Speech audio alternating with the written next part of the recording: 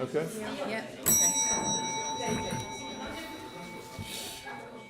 Right. Good morning, members, and welcome to this special meeting of the authority on Friday, the 14th of February, Valentine's Day, for those who might have forgotten about it, as I did until this morning. So, apologies to those who might have been in receipt. Thank you ever so much for attending at such short notice. It is, as we've said, badged it, a special meeting to accommodate some urgent business. We'll go through the agenda that has been previously circulated. So I have apologies for absence from Simon Thompson, Ruth Swetnam, Yvonne Witter, Andrew Gregory and Mandy Martin. Does anyone bring any other apologies on behalf of colleagues? If not, thank you.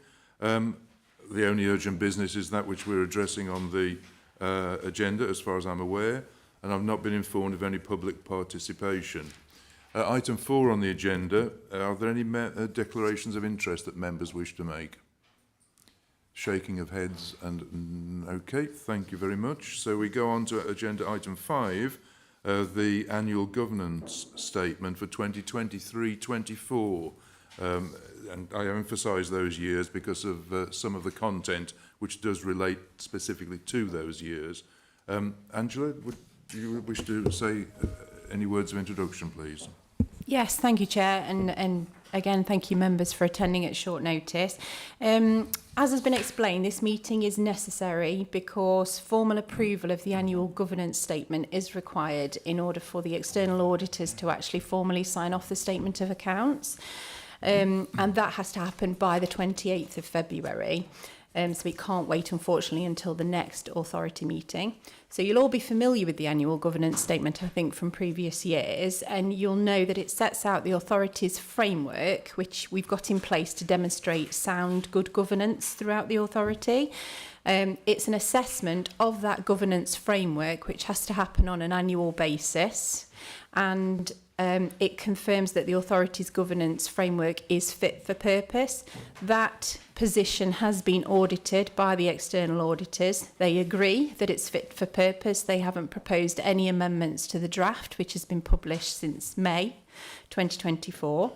And that's the position. It's a relatively short document, so we hope it wasn't too inconvenient for you to read at short notice.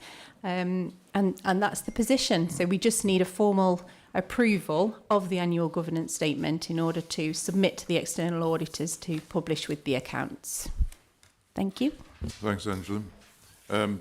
Okay, members, so the emphasis is on the fact the draft has been around since May of last year, and it obviously has been presented now. Any comments? Patrick Brady. Thank you, Patrick. Ken Richardson has seconded. Any comments that anyone wishes to make? In which case, could I have a show of hands, those approve? Any against? Any abstentions? Thank you, members. That's been moved.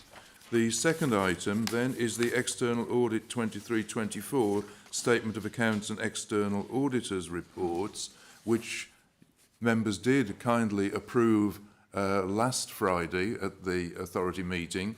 I think we have to go through the hoops of reaffirming that approval. The sequence is apparently extremely important. So, are there any comments from members?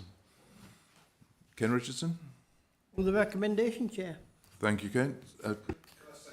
Yeah, Ken Rustich, thank you very much. All those in favour of approval? Show of hands. Thank you, members. Any against?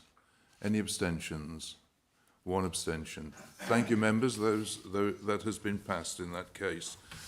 In which case, I thank you for your contribution to this special meeting of the authority, and we'll close the meeting now. I am informed that we have to have at